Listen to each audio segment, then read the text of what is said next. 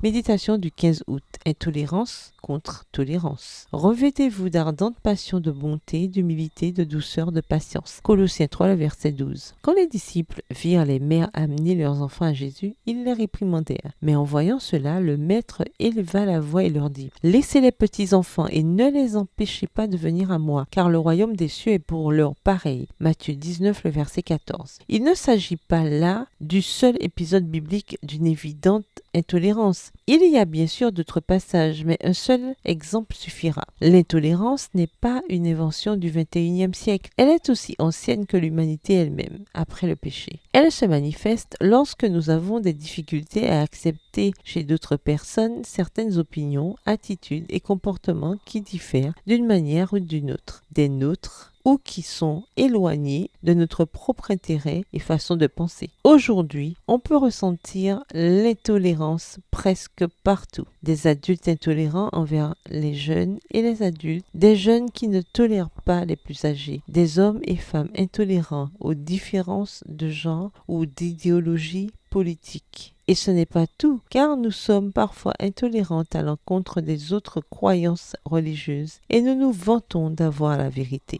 La Bible est très claire sur le fait qu'il est important que nous soyons tolérants. Dans les paroles de l'apôtre Paul et à titre de supplication, nous recevons cette exhortation. Je vous exhorte donc, moi le prisonnier dans le Seigneur, à marcher d'une manière digne de la vocation qui vous a été adressée en toute humilité et douceur avec patience. Supportez-vous les uns les autres avec amour en vous efforçant de conserver l'unité de l'esprit par le lien de la paix. Éphésiens 4, les versets 1 à 3. La considération et le respect sont des manifestations évidentes de tolérance. La plus grande preuve de tolérance chrétienne consiste à nous donner la main et à marcher ensemble, en faisant équipe au nom du Seigneur, malgré toutes les choses sur lesquelles nous ne sommes pas d'accord. Si nous pouvons pour cela mettre nos divergences de côté, nous contribuerons à faire du monde un endroit sûr, agréable et harmonieux pour vivre. Que notre prière soit : Père Céleste, ne laisse pas l'intolérance, le manque d'amour, l'impatience et la fierté tuer ma conscience. Pardonne mon étroitesse spirituelle. Au nom de Jésus-Christ. Amen. Bonne journée, que l'Éternel vous bénisse.